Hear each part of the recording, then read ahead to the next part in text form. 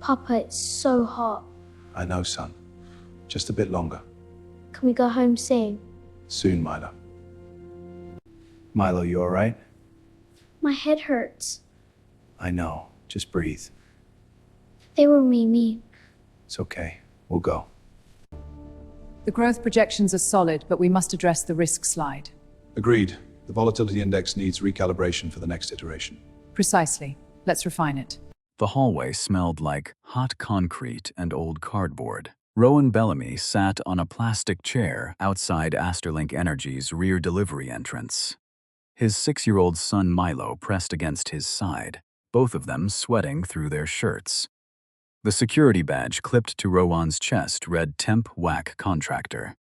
Inside the building, past the glass doors that opened only with a keycard Rowan didn't have, the executive team was rehearsing a presentation worth hundreds of millions of dollars.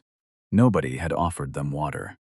Noel Straker walked past at 11:42 a.m., slowed down, and looked at Rowan the way people look at something left behind by accident. His eyes dropped to Rowan's scuffed work boots, then to Milo's small face, flushed and damp. "Bringing your kid to a job interview," Noel said, smiling slightly. "Bold strategy." Milo stiffened. Rowan said nothing. 3 minutes later, Milo tugged his father's sleeve and whispered that he felt dizzy. Rowan set down his toolbox. He unlatched the lid. Beneath the wrenches and wire cutters lay a single red key, machined steel, custom engraved, unmistakably institutional. A repairman doesn't carry a founder's key. If you've ever watched someone get dismissed before they even had a chance to speak, stay with this story. And if you're new here, subscribe. This is exactly the kind of story we tell. AsterLink Energy did not begin in a boardroom. It began in a hospital waiting room in August, 7 years ago, when Rowan Bellamy sat beside his wife Alara for 4 hours, while the air conditioning unit on their floor cycled on and off, unable to hold a stable temperature because the building's aging power grid kept dipping below threshold. The nurses apologized. The doctors apologized. Nobody could fix it because the backup generator had been underfunded for a decade, and the nearest mobile power station was 2 counties away. Alara was fine that night, but Rowan couldn't stop thinking about the patients who weren't. 6 months later, he and Alara sketched the first AsterLink prototype on the back of a takeout receipt, a compact, deployable battery station designed specifically for small hospitals, shelters, and low-income neighborhoods that lost power every summer when the grid got overloaded.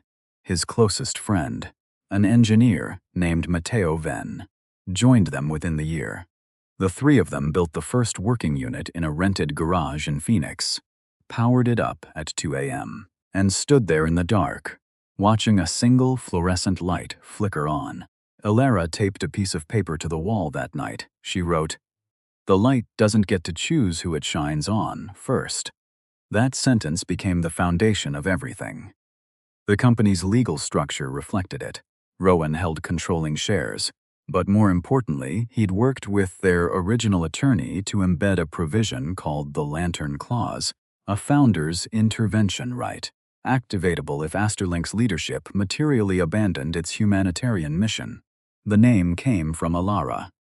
It came from that sentence, written at 2 a.m. in a garage, about a light that didn't discriminate. Rowan had never explained that publicly. It was hers, and he had kept it quietly. For 3 years, AsterLink grew slowly and deliberately. They delivered stations to rural clinics in New Mexico, cooling centers in South Phoenix, a storm shelter network along the Gulf Coast. The margins were thin. The mission was intact. Then Alara died. It wasn't dramatic. It was a medication error during a routine procedure, the kind of quiet, administrative failure that doesn't make headlines. Rowan took a leave of absence that stretched into a year. During that same period, Matteo was severely injured in a field testing accident involving a prototype unit and spent months in rehabilitation. Before he left, Matteo called Rowan from his hospital bed and said, "Don't let them turn it into something she wouldn't recognize." Rowan had promised. Then grief made the promise feel very far away. The two anchors of AsterLink's founding vision were gone from day-to-day operations simultaneously. The company didn't collapse. It adapted, which, in corporate terms, often means it became something else. By the time Rowan surfaced from grief, AsterLink had a new headquarters, a redesigned logo, and a leadership team that spoke fluently about scaling impact while quietly deprioritizing every project that didn't generate a clean return. The person nominally running things was Mara Sloan, a sharp, composed woman in her late 30s who had been brought in as interim CEO with a mandate to stabilize and grow. She was not cruel. She was not corrupt. She had simply decided, after a bruising early career experience she never discussed in detail, that emotional investment was a liability in business. She trusted numbers. She trusted reports. She did not spend much time talking to the people those reports were about. The people with real operational control were Galen Price, the CFO, and Noel Straker, the VP of Operations. Galen had grown up poor, genuinely poor, the kind that leaves marks. He'd clawed his way into finance through scholarships and 70-hour weeks, and a relentless internal conviction that sentimentality was what kept struggling. People struggling. He wasn't evil. He was afraid. Specifically, he was afraid of becoming what he'd come from, and that fear had curdled over the years into something that looked a lot like contempt. When Galen looked at AsterLink's community battery projects, he didn't see a mission. He saw the version of himself he'd spent his entire life running from, underfunded, uncertain, dependent on other people's goodwill. He had never made peace with that version of himself, and so he could not make peace with the work that served people like him. Noel was simpler. He'd spent 20 years on the winning side of every business decision he'd ever been part of, and somewhere along the way, he'd stopped being able to see people who weren't useful to him as fully real. He wasn't calculating about it. It was just how he moved through the world now. Together, they had spent the better part of a year engineering the quiet failure of AsterLink's community division shaving parts budgets, inserting errors into field test reports, delaying shipments, all to build a paper trail that would justify a single conclusion. The humanitarian work wasn't viable. The technology should go where the money was. That place was Helion Dominion, a private infrastructure conglomerate that wanted AsterLink's battery technology for luxury resort grids and private data centers. Dozens of stations promised to low-income towns that summer would never arrive. Rowan had learned all of this 11 days ago from a single encrypted file sent by a man named Nico Sarin. Nico Sarin was not a whistleblower by nature. He was 29, worked internal audit at AsterLink for 3 years, had a mortgage, a 2-year-old daughter, and a very specific understanding of what happened to junior employees who made noise about senior executives. He had sat on what he knew for 6 weeks before he sent anything. He'd drafted the message 4 times and deleted it 4 times.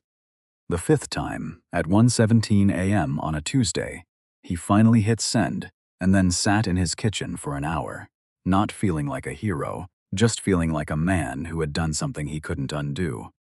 When he'd first contacted Rowan, the first thing he said was, "I want you to know, I almost didn't send this. I have a mortgage. I have a daughter. I'm telling you that so you understand what this cost me to write." Rowan had understood the encrypted file contained internal financial records, altered test reports, and a draft term sheet for the Helion Dominion acquisition. It also contained something Galen and Noel hadn't known Nico had access to: a side-by-side comparison of the original field data and the manipulated versions, time-stamped, showing exactly when the numbers had been changed and by whom. When Rowan opened the file, he sat at his kitchen table for a long time without moving. Milo was asleep in the next room. On the counter sat the lunch Rowan had packed for the boys' first day of summer camp, the camp that, as of that morning, had been closed indefinitely because the community center it operated out of had lost power and couldn't get a repair slot for 2 weeks. Rowan thought about that for a while. He also thought about Mateo still in physical therapy in Albuquerque, rebuilding the use of his left hand, who had called twice in the past month, and left voicemails. Rowan hadn't returned because he didn't know what to say. Don't let them turn it into something she wouldn't recognize. He hadn't kept that promise. He'd been too busy surviving to notice he was breaking it. Then he made a phone call. He didn't come back as a founder. He came back as a temp contractor, a role he arranged through a facilities staffing agency that serviced AsterLink's building maintenance account. The work order was legitimate. The vac system in the East Wing had been flagged for service, and the agency needed a qualified technician for the day. Rowan had his certification from a period years ago when he'd done field installations himself. Nobody checked whether the name on the work order matched anyone significant. Nobody ever did. He also made a quiet arrangement with a field coordinator he'd known since AsterLink's founding year, a woman named Sandra Briggs, who managed equipment deployment from a regional office in Nevada. He didn't tell her everything. He told her enough. If he called her number from inside the building between 10 a.m. and 4 p.m. that day, she was to have the live feed from the Carson Valley Clinic, ready to stream on command. Sandra had asked no questions. She'd worked for AsterLink long enough to know that the stations her team deployed were being written off in reports she was never allowed to see. He brought Milo because there was nowhere else for the boy to go. The camp was closed. His regular sitter was visiting family out of state. He told Milo they were going to fix an air conditioner, which was technically true, and that they'd get lunch after, which he intended to be true. The plan was simple. Observe, document, stay invisible. It lasted approximately 40 minutes. From the delivery entrance, Rowan watched through a side window as a warehouse employee, a man in his 50s named Dennis, based on the name stitched to his shirt, was publicly reprimanded by a floor supervisor for stacking equipment crates near the main corridor. The supervisor's complaint, delivered loudly enough that two passing executives glanced over without stopping, was that Dennis's presence in the visible area of the building didn't fit the image we're projecting today. Dennis nodded and moved the crates. He didn't argue. He'd clearly learned not to. 20 minutes later, Rowan watched a young engineer receive a revised slide deck from one of Gallen's direct reports. She looked at the revised numbers. She looked at the man. She looked back at the numbers. Then she saved the file and closed her laptop without saying anything. Then a group of volunteers from a downtown cooling center arrived at the front entrance with a handwritten sign thanking AsterLink for a station donation. They were told the event was private. They stood outside in the heat for a few minutes, then quietly left. Rowan watched all of it from a plastic chair. He was still watching when Noel Straker came through the rear corridor, noticed him, and stopped. What happened next took less than 90 seconds. Noel looked at Rowan's boots, looked at Milo, smiled the way people smile when they want you to know they've already categorized you. Bringing your kid to a job interview, he said. Bold strategy. Then he walked away. He didn't send anyone with water. He simply stopped seeing them the moment he turned the corner. 11 minutes later, Milo tugged Rowan's sleeve and said he felt dizzy. Rowan looked at his son's face, flushed, damp, confused, and felt something settle in his chest with a quiet, irreversible weight. He had come here to observe. He had told himself that gathering more evidence was the responsible choice, the strategic choice, the choice that would make the eventual confrontation impossible to dismiss. But his son was sitting in a hallway of a company Rowan had built, dizzy from heat, because no one in that building had thought to offer him a glass of water. Rowan reached into the toolbox. He lifted out the red key. He stood up. The security system in AsterLink's East Wing operated on a 3-tier access protocol: standard contractor, staff, and executive. When Rowan pressed the red key against the panel beside the interior corridor door, none of those tiers activated. What activated instead was a 4th tier that hadn't been used in 4 years. The panel light shifted from green to a deep, steady red. A tone sounded low, single, unfamiliar to every person within earshot. 2 security guards exchanged a look. A third reached for his radio.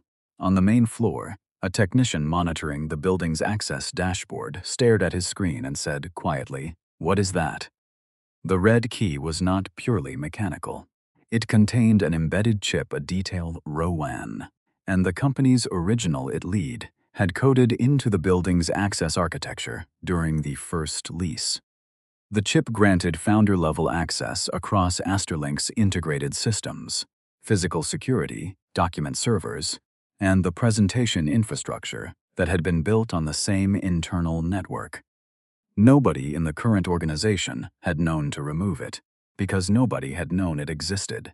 It had sat in Rowan's toolbox for 4 years, underneath the wrenches, waiting. The door opened. Rowan walked through it with Milo at his side. Noel Straker appeared within 2 minutes, moving fast, his expression carrying the specific irritation of someone whose carefully managed day had just developed an unscheduled complication. Behind him came Mara Sloan, unhurried, watchful, already running calculations. Mara had been briefed on the day's schedule down to 15-minute intervals. She knew exactly what the investor presentation needed to look like, exactly which variables required control, and exactly how much disruption she could absorb before the afternoon became a problem. A temp contractor who had somehow triggered a legacy access alert and was now standing inside a restricted corridor with a child was not a variable she had planned for. She looked at Rowan with complete attention and no visible emotion. "Sir," she said, "I'm going to need you to explain how you have that key before." Rowan could answer. Gallon Price materialized from the direction of the presentation staging area. He took in the scene in approximately 3 seconds: the key, the guards, Mara's expression, Rowan's face, and when he spoke his voice was completely level. "I know who this is," Galen said. "Not to Rowan, to Mara. He's a former contractor who had a dispute with the facilities team last spring. We had to let him go. I don't know how he got that key, but he shouldn't have it, and he shouldn't be here. It was a good lie. It was the kind of lie that works, not because it's convincing, but because it's confident, delivered without hesitation, in the tone of someone who has already decided what the truth is." Galen didn't raise his voice. He didn't look at Rowan while he said it. He simply stated it as fact and waited for the institutional machinery to do the rest. This was what made Galen dangerous. He didn't experience himself as lying. He experienced himself as managing a situation. The distinction had long since stopped mattering to him. Mara turned to the nearest security guard. "Please escort them out." The guard reached for the toolbox. The panel behind them turned red again. Everyone stopped. The investor presentation was staged in AsterLink's main demonstration hall, a high-ceilinged room with a curved display wall, tiered seating for 40, and the kind of lighting that made everything look more certain than it was. 31 investors, 7 board members, and a live feed connection to Helion Dominion's acquisition team were already seated when Rowan walked in. Galen was at the front of the room. On the display wall behind him, a series of charts showing AsterLink's community battery division, falling efficiency metrics, cost overruns, delayed deployments, a trend line pointing steadily downward. The headline slide read, "Refocusing for Scale. Why? Our next chapter requires difficult decisions." The humanitarian work was meaningful, Galen was saying, in the measured tone of someone delivering an obituary for something that had never mattered that much to them. But the data is clear. These projects are not financially sustainable, and continuing to resource them at current levels puts the entire company's growth trajectory at risk. Rowan walked to the presentation terminal at the side of the stage. The terminal accepted the key's chip signal without a prompt, opening a directory that existed outside AsterLink's standard operational architecture, a partition Rowan had maintained administrative rights over since the company's founding. through 3 office moves and 2 system overhauls because no one had thought to revoke access they didn't know existed. He found the original project files in under 30 seconds. "The data isn't clear," Rowan said. His voice was calm. Not performatively calm, genuinely, tiredly calm, the way a person sounds when they've already done their grieving and are now just stating facts. The data was changed. He opened the first file. The display wall switched without warning from Gallen's slide deck to a side-by-side document comparison, original field test records on the left, the versions submitted to the board on the right, with every altered figure highlighted. Timestamps. Users. A clear, unambiguous record of when the numbers had been changed, by which accounts, and in which direction. The room did not react loudly. It went very quiet, which was worse. Rowan opened a second file, then a third.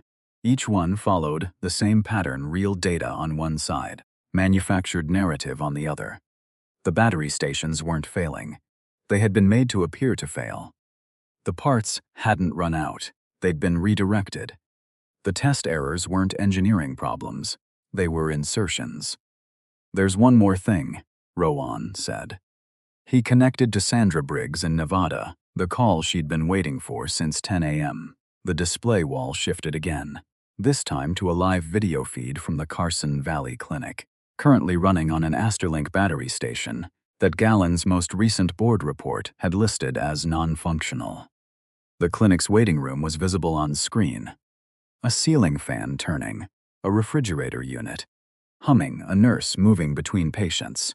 In the corner of the frame, barely visible, a ventilator running steadily beside an elderly man in a reclining chair. The station Gallen had written off was keeping that ventilator on. Nobody in the room said anything for a long moment. Then Mara Sloan, standing near the back wall with her arms at her sides, looked at the screen for several seconds. Something shifted in her face, not dramatically, not visibly enough that anyone else would have noticed. But she looked at the ventilator. And then she looked at Gallen, and something she had been telling herself for the past 8 months became very difficult to keep telling herself. She had not known, but she understood, in that moment, that she had chosen not to look. Galen moved first. He didn't raise his voice. He stepped away from the presentation terminal with the measured composure of someone who had anticipated this possibility and prepared for it, which was exactly what had happened. Galen had known the original data existed somewhere. He had calculated that by the time anyone found it, the deal would already be signed. The calculation had been close to correct. "What you're seeing," Galen said, addressing the room rather than Rowan, "is a selective presentation of internal documents taken out of operational context by someone who has not been part of this company's day-to-day reality for 4 years." He paused, just long enough. Rowan Bellamy founded AsterLink. He also walked away from it when it needed him most. The decisions made in his absence were made by people who were actually here. It landed. Rowan could see it landing, the slight repositioning in the audience's posture, the recalibration. Gallen wasn't defending fraud. He was reframing the entire situation as a personal grievance, dressed up as a corporate intervention. It was the most effective possible move, and he executed it without visible effort. Noel followed immediately. He brought his child into a restricted facility during a private investor event. He said, directing this at the board members specifically. "I don't know what narrative is being constructed here, but the optics alone." "The optics," Rowan said quietly, "are a ventilator running on a station your CFO reported as non-functional." Brief silence. Then Galen produced the document. It was a printed portfolio, tabbed and labeled, the kind of thing prepared in advance for exactly this kind of moment. He handed a copy to Mara. "These are the operational redirection approvals for the community division restructuring," he said, "reviewed and signed by our interim CEO. Every decision made in the past 8 months had executive authorization." Mara took the portfolio. She opened it. The signature on the cover page was hers. The signatures on the 11 tabbed annexes were also hers. She recognized the dates they corresponded to routine approval batches she'd processed during a period when she'd been managing 3 simultaneous operational reviews. Gallon had made a practice of submitting approval packages to her on Friday afternoons, when her schedule was heaviest and her attention most divided. The cover summaries had been accurate.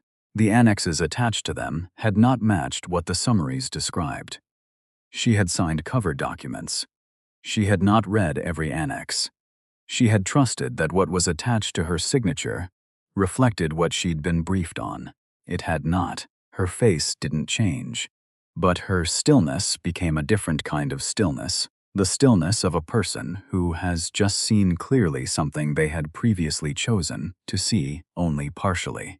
Across the room, 2 men in dark suits, Galen's legal team, positioned near the side door, approached Nico Sarin, who had been standing near the back wall since Rowan's presentation began. The senior attorney leaned in and spoke quietly. Nico didn't move. The attorney spoke again: proprietary data, unauthorized extraction, civil liability, the specific language designed to make a person feel very small and very exposed. Nico looked at the floor. He thought about his mortgage. He thought about his daughter, who was 2 years old and did not yet understand what her father did for work, and would not for many years. And when she finally did understand, he wanted the answer to be something he could say out loud. He looked at the display wall, where the clinic feed was still running, the fan turning, the ventilator steady. He did not move. That was all. He simply did not step away from the wall. His hands were not steady. He was not performing courage. He was a 29-year-old man who had made a decision 6 weeks ago that he still wasn't certain about. And he was not going to unmake it now, because a lawyer in a good suit was standing close to him. The attorney made a note on his tablet and stepped back. Near the front of the room, a young engineer named Petra Walsh, who had been handed the revised slide deck that morning and had saved it without saying anything, raised her hand and asked to speak. Before she could say anything, Galen's second attorney materialized at her shoulder and said something briefly about her employment contract's confidentiality provisions. Petra lowered her hand. She didn't sit down. She stayed standing, which was something. The video clip appeared on 3 financial news aggregators at 2:47 p.m. It had been edited with precision, 48 seconds, beginning with Rowan walking into the presentation hall, cutting to a close-up of Milo, standing in the corridor looking uncertain, then to a wide shot of investors, rising from their seats, then to AsterLink's stock ticker. The Chiron read, AsterLink founder disrupts investor event, shares drop 11%. By 3:15, 2 institutional investors had sent emails requesting clarification. By 3:40, AsterLink's primary lending bank had placed a temporary hold on the company's operating credit line, pending review of material uncertainty. At 4:02, a message arrived from Helion Dominion's legal team. Execute the acquisition agreement by midnight or face litigation for breach of preliminary terms. The board convened an emergency session in the small conference room adjacent to the hall. Rowan was asked to wait outside. He sat in a chair in the corridor with Milo beside him. Someone had finally brought water. The boy drank half of it, then held the cup in both hands and looked at the floor. Dad, he said, people online are saying you're trying to steal the company back. I know. Are you? Rowan looked at him. Milo's face was earnest and tired, and trying very hard to understand something that adults had made complicated on purpose. No, Rowan said. I'm trying to make sure it does what it was built to do. Milo thought about that. Then why is everyone so mad? Because change is uncomfortable, Rowan said. Even when it's right. Milo was quiet for a moment, then. Did you do something wrong, Dad? The question arrived without accusation, just the simple, undefended curiosity of a child who trusted his father enough to ask directly. And because of that trust, it landed harder than anything Gallon had said in that room. Rowan put his arm around his son and did not answer immediately. The honest answer was, I left. I left when the thing I built needed someone to stay, and I called that grief. And it was grief, but it was also absence. And absence has consequences. I made mistakes, he said finally. I'm here now, to fix them.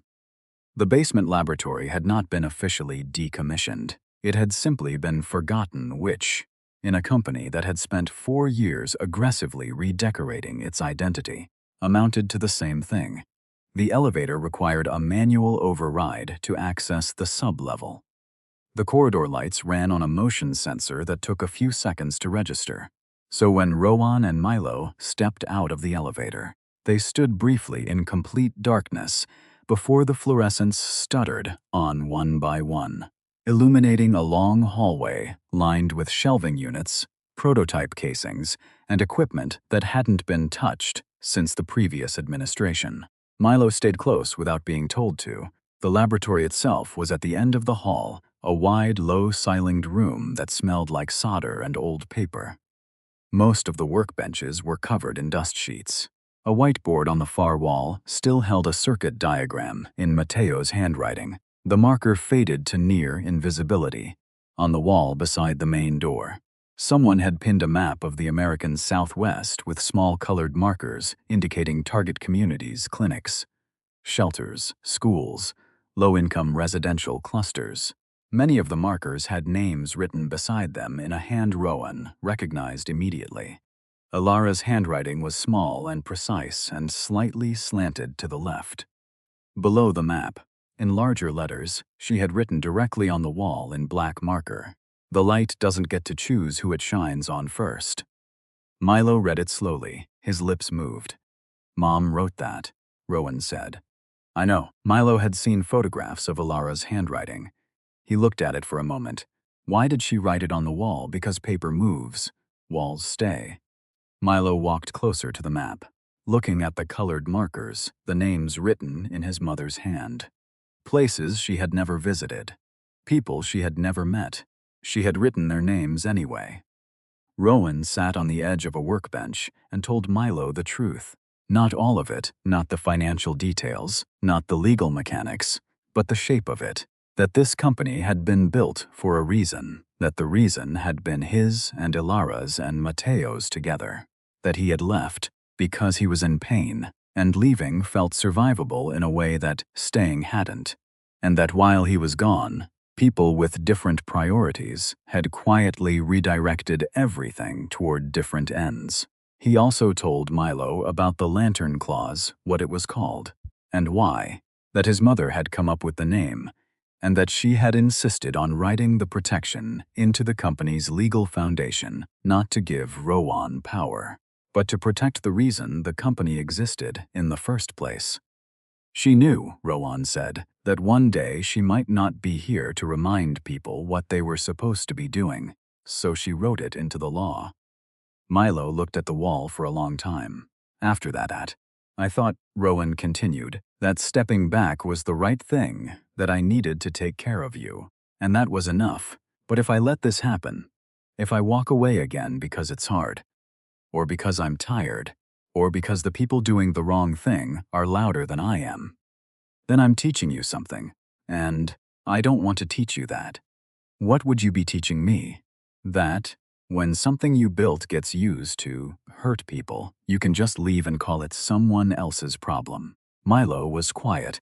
Then he looked back at his mother's handwriting, at the names of the towns she had marked, and said simply, "Then don't leave." The sound of the elevator was soft but distinct in the silence of the sublevel. Mara Sloan came through the laboratory door first. She was still in the same clothes she'd worn to the presentation, but something in her bearing had changed. The precise composure she'd carried all day had not disappeared, but it had loosened. Behind her came Nico Sarin, still in his audit department lanyard. Behind Nico came Tessa Lorne, the front desk manager, a woman in her early 50s who had worked at AsterLink since the second year of operation, who had spent the better part of 4 years quietly redirecting the worst impulses of the people above her and absorbing the remainder herself. And behind Tessa came 3 engineers from the field systems team. each carrying a laptop or external drive. One of them was Petra Walsh. She had not gone home after the attorney stepped away from her in the presentation hall. She had gone to her desk, retrieved a personal hard drive she kept in her bottom drawer, and copied the original slide deck onto it, the one she'd been handed before the numbers were revised, the one she'd saved without saying anything. She had carried it downstairs without telling anyone because she wasn't sure yet what she was going to do with it. When Tessa had come to find her an hour later and said, quietly, "We're going to the basement," Petra had picked up the drive without hesitation. The room, which had been empty for years, suddenly felt inhabited again. Mara looked at the wall. She read Alara's words. She didn't comment on them, but she stood there a moment longer than necessary before turning to Rowan. "I signed documents." "I didn't read," she said, not defensively. Simply as a fact, she was stating aloud for the first time, in the tone of a person who has decided that clarity is more useful than self-protection. "I trusted the summaries I was given, and I didn't ask enough questions, because asking questions felt like admitting I didn't have full command of the operation." A pause. "I was wrong, I know," Rowan said. "I'm going to say that publicly tomorrow to the board, to the investors, to whoever needs to hear it." She met his eyes. "Even if it ends my career here." Nico shifted slightly. "I have clean copies of everything, stored off-site. Galen's team took my work laptop, but they didn't know about the secondary archive." He said this matter-of-factly, but there was something underneath it, a quiet satisfaction that surprised even him. "I set it up 3 weeks before I contacted you. I wasn't sure I'd ever use it, but I couldn't sleep, so I made a backup." Petra opened her laptop and set it on the nearest workbench, and I have the original slide deck. The version before the numbers were changed. I kept it. She said this directly, without drama. She was 26 years old and had spent the morning saving a file she'd known was wrong, and she was done saving things she knew were wrong.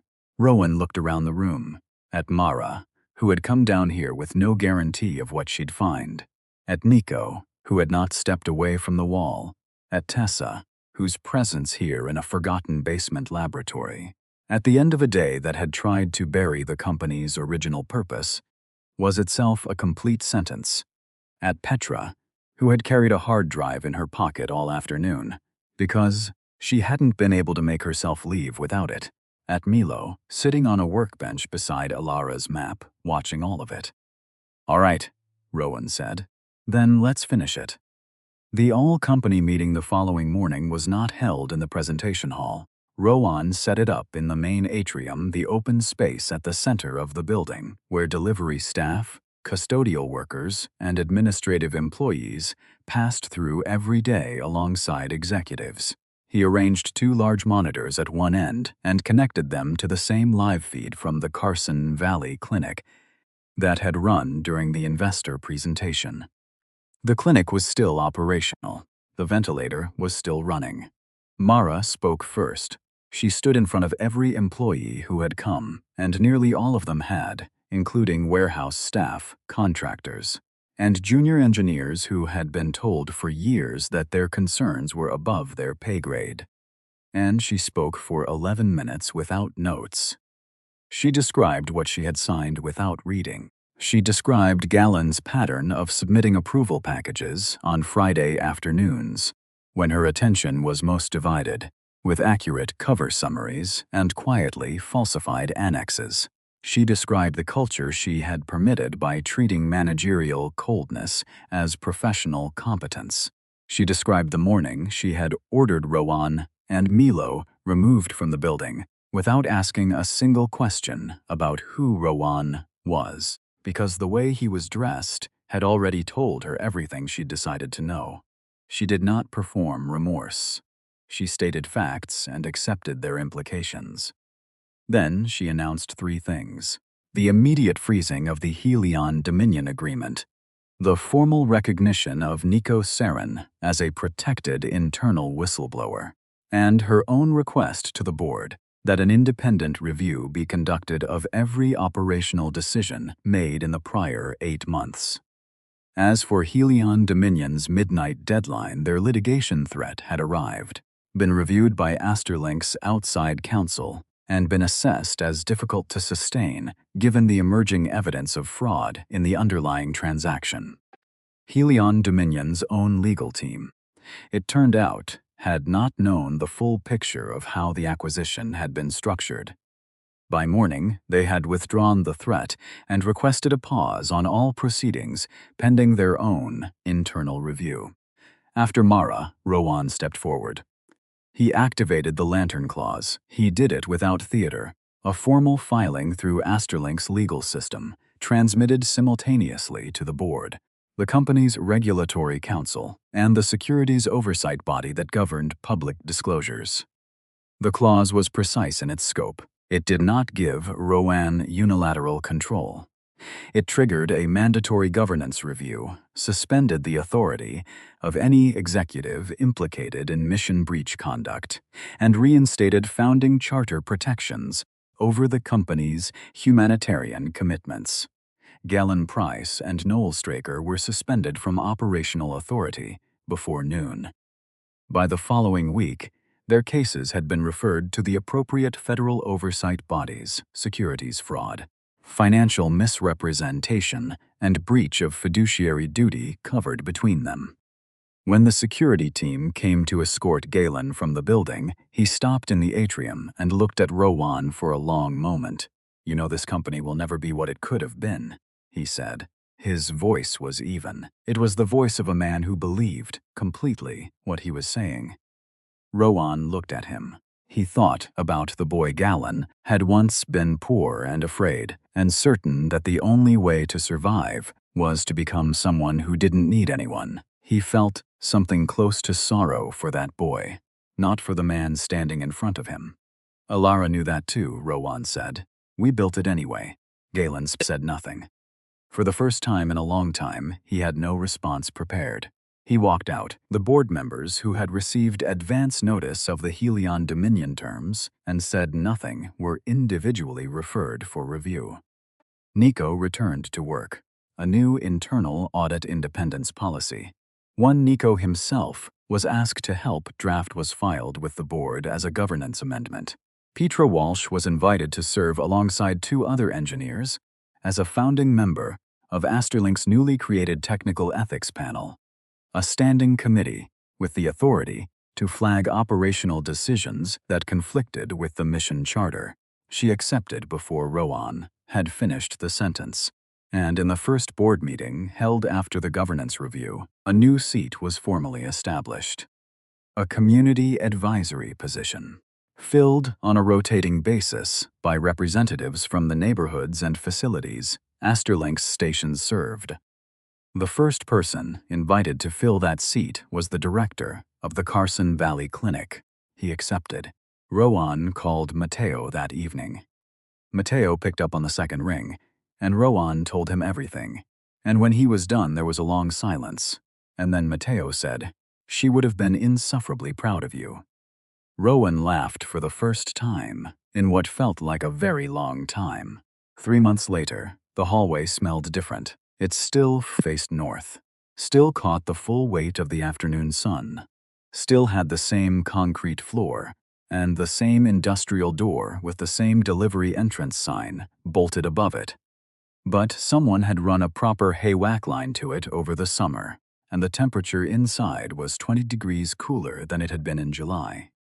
There were 4 chairs along the wall, real ones, padded, a table with a water dispenser and a small basket of snacks, a ceiling fan that actually worked, and on the wall beside the door, in a simple black frame, a photograph.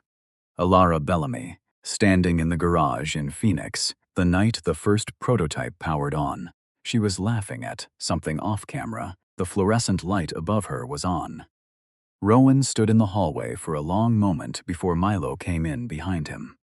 The boy looked around, taking inventory the way children do systematically, without pretending not to look. He read the small placard beneath the photograph. He tested one of the padded chairs by sitting in it and pressing his palms flat against the armrests. "This is where we waited," he said. "Yes, it's better now." Yes. Milo looked at the photograph of his mother. He had seen it before it lived on a shelf in their apartment, but something about it here, in this specific hallway, in this specific frame, made him look at it differently. His mother laughing in a garage. A light on above her. The beginning of something. "Did you put her picture here?" he asked. "Tessa did," Rowan said. "She asked if I'd mind. Do you?" Rowan looked at the photograph. Elora Midloff, completely unaware of being documented, fully present in the moment, the way she always had been. The light doesn't get to choose who it shines on first.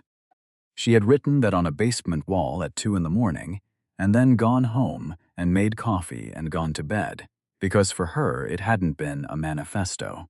It had just been true. "No," he said.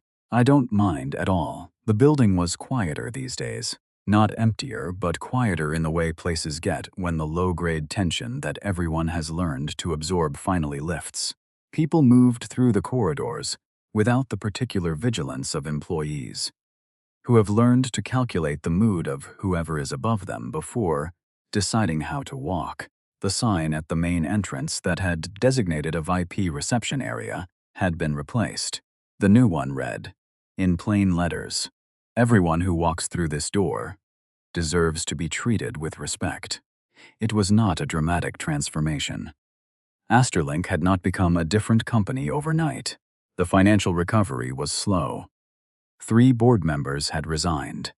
2 institutional investors had reduced their positions. But the first 4 community battery stations, deployed after the restructuring, had gone to a pediatric clinic in rural Arizona, a storm shelter network in coastal Mississippi, a cooling center in East Los Angeles, and a small elementary school in New Mexico that lost grid power an average of 11 days per year. All 4 were operational before the end of September. Mara found them in the hallway as she was coming back from a site coordination meeting, still in motion, tablet in hand. But she slowed when she saw Rowan and Milo and stopped a few feet from the doorway. She and Rowan had worked in close proximity for 3 months now, and the working relationship was functional and honest in a way that neither of them had to perform. She had kept her position not without cost, not without a formal board review of her own conduct, and not without a period of genuine uncertainty about whether staying was the right choice. She had decided to stay because leaving would have been easier, and she had learned, somewhat late, to be suspicious of easy. She looked at the photograph on the wall. Tessa moved it from the lobby, she said. She thought it belonged somewhere more people would actually see it. She was right, Rowan said. A brief, comfortable silence, the kind that exists between people who have been through something difficult together and no longer need to fill the space between sentences. Mara looked at Milo, who was still sitting in the padded chair. "How's the camp?" she asked. "It's good," Milo said. "The power stayed on the whole time." "Good," she said, and she meant it simply. She said goodbye and continued down the corridor. Whatever existed between her and Rowan was not a love story, not yet, possibly not ever, and the story didn't require it to be. What she carried out of that hallway was not him. It was the version of herself she'd been slowly recovering since the morning she stood in front of the entire company and chose accuracy over self-preservation. The woman who had once decided that caring made you weak had been wrong. She knew that. Now she was still learning what to do with knowing it. Milo stood up from the chair and came to stand beside his father in front of the photograph. "Dad," he said. "Yeah, did you do all of this for Mom?" Rowan was quiet for a moment. The fan turned overhead. Somewhere further in the building, someone laughed. A real laugh, the unself-conscious kind. "For your mom," he said. "For you." He looked at the colored markers on Elara's map, the names she had written in her small, precise hand, the faces he would never meet who had spent a summer with the lights on, because someone had decided they were worth the effort. And for the people who can't walk into a boardroom and fight for themselves. Milo nodded slowly. The way he nodded when something settled into place, he reached up and took his father's hand. They stood there together in the cool hallway, in front of the photograph, in the building that had been built for the right reasons and was trying, imperfectly and seriously, to find its way back to them. Outside, the summer was ending. The lights were on. Rowan never came back to prove he was richer, stronger, or more powerful than anyone in that building. He came back because the thing he and Alara had built was being used to do the opposite of what it was made for, and he was the only person with both the standing and the responsibility to stop it. That's a quiet kind of courage, not the kind that makes headlines. The kind that shows up in a scuffed pair of work boots, with a kid in tow, and refuses to leave. If this story stayed with you, if you've ever felt dismissed before you even had a chance to speak, or if you've ever had to decide whether to stay silent or say the hard thing out loud, then you already understand what this story is really about. Stories like this one exist here every week. Subscribe if you want to be here for the next one.